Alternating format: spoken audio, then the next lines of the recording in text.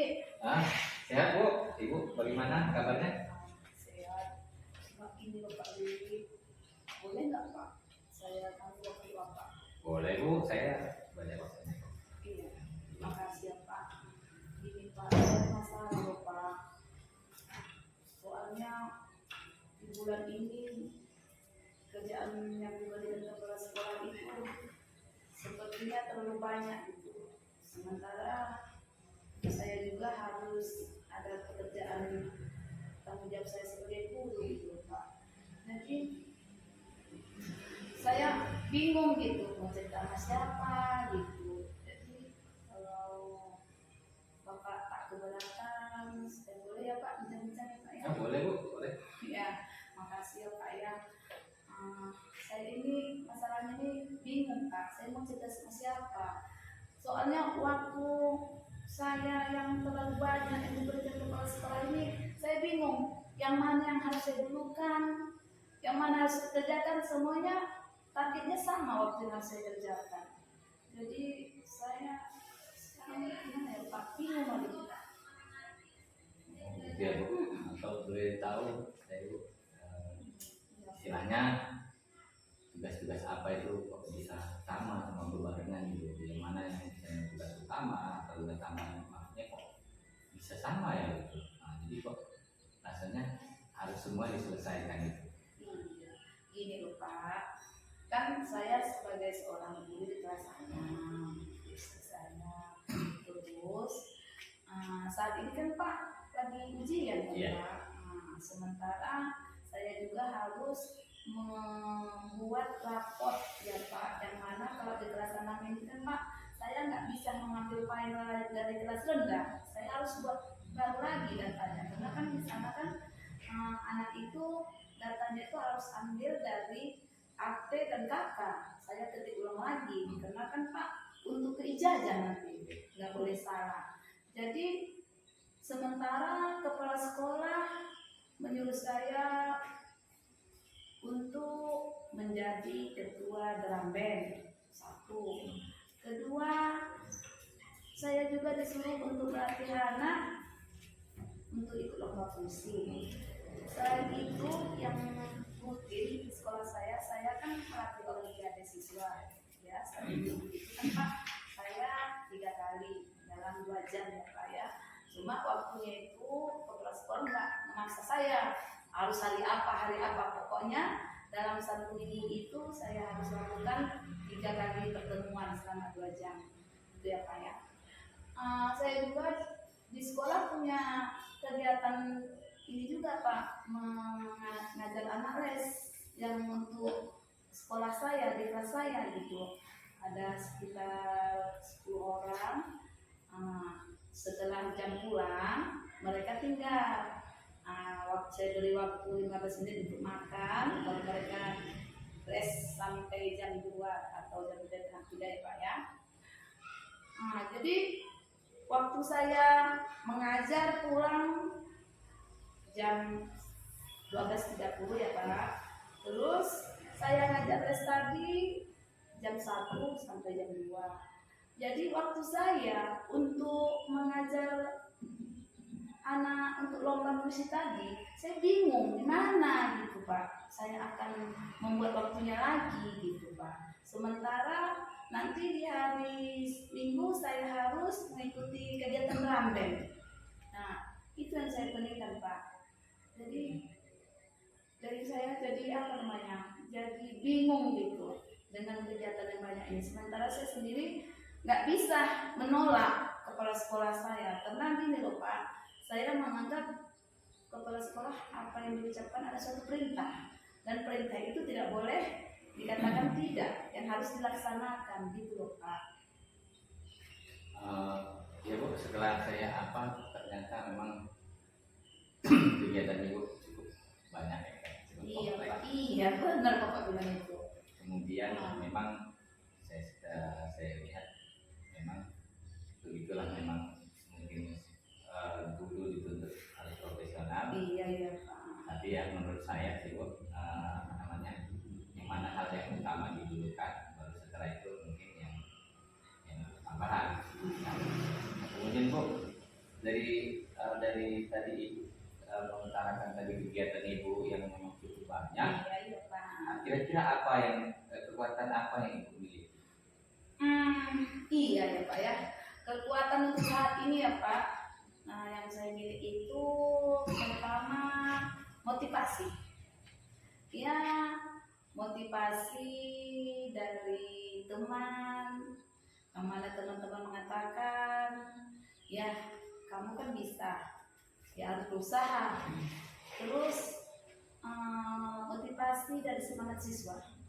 Siswa itu bersemangat gitu. Jadi mereka waktu latihan atau waktu les itu nggak ada yang istilahnya yang bolos atau yang malas-malas gitu. Jadi dengan melihat mereka bersemangat itu, saya merasa terdorong, termotivasi gitu ya Pak. Ya kasihan, masa mereka semangat, saya malas. Masa mereka yang mengharapkan atas tangan dari saya, masa saya tolak kan gitu. Jadi saya pun pinginnya mendidik mereka itu, melatih mereka itu memang betul melatih, bukan masalah satu pekerjaan, udah latih aja. Penting melatih berapa menit menjadi gitu. Tapi saya mau harapannya siswa itu kalau saya latih ya sesuailah jadwal dan waktu yang cocok atau efisien untuk melatih anak gitu ya Pak ya. Jadi saya pun terpikirnya begini, seandainya saya mengurangi waktu anak les saya, itu kan nggak betul. Saya gabungkan mereka untuk satu latihan, satu les juga nggak benar, gitu ya Pak ya. Jadi saya belum saya masih berpikir akan menambah waktu ke depannya gitu. Maksudnya gitu, setelah jam les baru saya mengajarkan anak tadi untuk latihan lomba puisi, tetapi orang tuanya ini tak bisa karena anak ini sekolah agama sore gitu. Disitulah saya jadi bingung gimana saya memanage waktu supaya semuanya bisa selesai seiring, tidak ada yang dikecewakan gitu Pak. Setelah mendengar apa itu semua yang termasuk di hambatan-hambatan ya kan, dan memang alhamdulillah Ibu memang cukup kuat, cukup termotivasi untuk melakukan itu semua. Kemudian ya Bu, apa yang sebetulnya dan solusi yang bisa dilakukan? Kalau solusi Bapak bilang ya Pak ya, kebetulan yang masih saya pikirkan ya Pak ya, tapi belum yang akan saya rencanakan ke depannya nih kan, karena waktunya pun hanya 2 minggu ya Pak ya, karena tanggal apa sudah pertandingan. Jadi saya pikir supaya anak saya tidak waktunya terkurangi, anak yang puisi juga tidak libur mengaji, dengan saya suruh misalnya jam 3 dia latihan di sekolah gitu. Jadi saya ngambil waktunya pas ini Pak, jam relax. Jadi jam penjas, jam olahraga. Jadi disitulah saya panggil anak itu ke ruangan untuk saya latih. Dan saya juga konfirmasi sama orang tua siswa yang saya latih puisi, kira-kira kalau boleh saya bilang malam sekitar jam-jam 8 agak 1,5 jam atau 1 jam mereka saya latih di rumah. Itulah rencana planning saya untuk saat ini. Alhamdulillah saya melihat kegiatan itu tuh sudah sangat positif lah istilahnya, sangat mendukung siswa juga. Kemudian istilahnya begini, apa strategi ke depannya ya agar yang dilakukan itu betul-betul memang istilahnya tujuannya untuk siswa. Yang untuk strategi ya Pak ya yang akan saya lakukan, teknik-tekniknya sebelum saya untuk fokus sama yang saya latih karena dia tambahan ya Pak ya. Kalau yang les itu memang sudah kebiasaan kami ya yang ini. Saya lakukan pertama memberikan kepada siswa itu dulu selembaran kosakata karena di sini dia cipta puisi setelah diciptakan lalu dibacakan siswa. Jadi untuk mencipta puisi ini kan butuh kosakata yang banyak ya Pak ya, dimana anak itu bisa memindahkan kata-kata itu dan menyusunnya menjadi rangkaian puisi atau kata-kata yang indah yang banyak maknanya kan gitu ya Pak ya. Sementara siswa sendiri belum tahu puisi apa yang akan dibuat karena jurinya nanti menentukan di sana. Bisa dibuat oleh pahlawan, bisa dibuatnya alam, bisa Tuhan, bisa guru, bisa nanti dibuatnya kotaku, kebersihan, ya tergantungnya.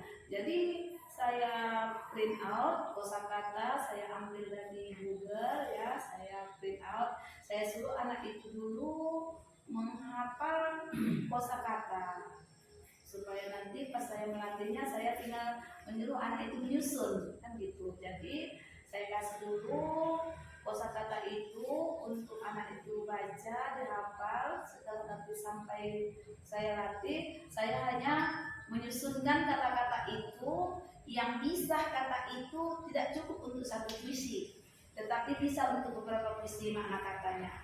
Contohnya misalnya kata batu, batu di sana bisa masuk ke guru, bisa masuk ke siswa, bisa masuk ke alam, bisa masuk ke pahlawan. Karena batu itu makna yang terkandung dalam batu itu yang kita cerna sama anak itu fungsinya kemana, bukan mengatakan batu itu adalah suatu benda kan gitu kan. Contohnya misalnya aku binatang jalan, jalan di sana kan makna jalan di sana kan bukan seperti apa yang dibayangkan orang dalam bahasa biasa kan gitu kan. Jadi makna dari jalan itu apa kan gitu. Nah itu yang harus saya tajamkan kepada siswa. Jadi siswa itu dari kata satu itu dia bisa kemana.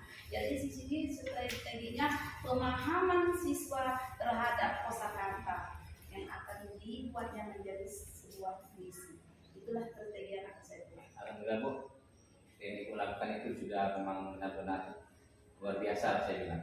Tapi kan dalam kegiatan itu pasti ada hambatan. Iya. Hambatan apa yang sering Ibu dapatkan? Kalau hambatan dari saya sering melatih siswa, biasanya itu waktu Pak.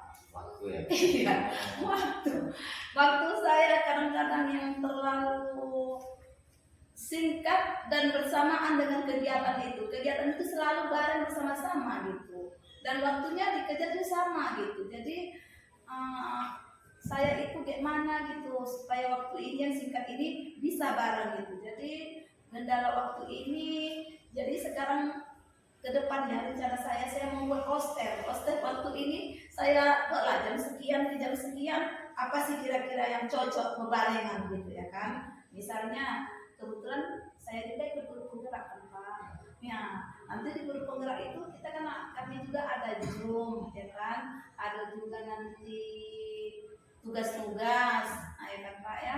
Jadi gimana saya memanage waktu dengan tugas sekolah, tugas pribadi, dan tugas saya sebagai guru penggerak. Jadi saya sekarang rencananya membuat daftar kayak daftar ini Pak, daftar makanan. Jam sekian ini, jam sekian ini, jam sekian ini. Itulah yang saya buat rencana untuk mengapa kendala saya tentang waktu tadi.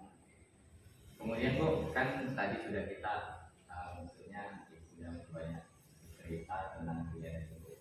Pasti kan kedepannya Ibu punya komitmen ya kan? Iya, iya. Terus bagaimana Ibu menjaga komitmen itu supaya memang kedepannya itu istilahnya tetap terjaga yang Ibu lakukan tersebut? Iya, Bapak komit saya bahwa saya bagaimana membuat waktu itu bisa sebisa mungkin dan menyelesaikan tugas ya Pak ya.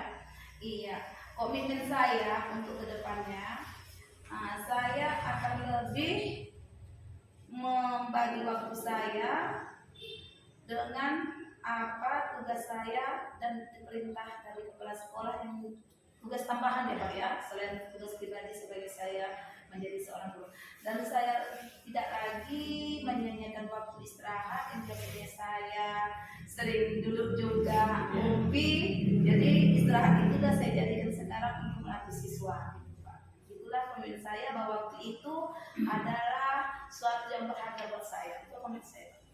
Kemudian Bu, kita kan udah panjang lebar cerita ini apa ini istilahnya perasaan Ibu setelah kita bincang-bincang santai dan sudah pikiran ini setelah ini maksudnya apakah yang Ibu tadi bicarakan ada sedikit masalah, apakah sudah istilahnya ada bisa diperbaiki atau kedepannya gimana gitu? Kalau saya yang saya perbaiki itu tadi bagaimana saya manage waktu, dan saya Bapak tadi bilang saya sangat merasa senang dan merasa sudah agak lega karena beban yang saya pikir semalam itu tentang bingung tentang waktu yang banyak menumpuk tadi sekarang sudah bisa dapat solusinya. Saya terima kasih kepada Bapak yang telah mau meluangkan waktu dan memberikan saya arahan gitu ya Pak ya. Bu, sama-sama saya juga merasa ya perlu memang kita melakukan istilahnya bintang-bintang untuk seperti ini lah Bu. Nah, ya mudah-mudahan kedepannya kita tetap konsisten dan komitmen untuk melakukannya. Iya, terima kasih banyak ya Pak ya. Terima kasih, sama-sama Bu. Assalamualaikum warahmatullahi wabarakatuh. Waalaikumsalam warahmatullahi wabarakatuh. Di sini saya sebagai observer dari coaching, sebagai coaching Pak Dedi Haryadi, sebagai coachingnya Ibu Aminah. Berdasarkan hasil observasi saya tadi, coachingan terhadap Bu Aminah, coachingan dari Pak Lili sudah mengalir seperti air, sudah menunjukkan dari alur kita, yaitu tujuannya Ibu Aminah itu curhat ke Pak Lili, identifikasi masalahnya juga tadi sudah dilakukan, terus rencana kedepannya seperti apa, komitmennya, tanggung jawabnya seperti apa tadi sudah. Di sini juga Pak Lili dan Bu Aminah sudah menerapkan alur rasa ya kan, sudah apa gitu ini dari hati ke hati itu berceritanya. Banyak unek-unek dari Bu Aminah ini semuanya terselesaikan tadi dari apa ini, dari proses coaching ini secara keseluruhan.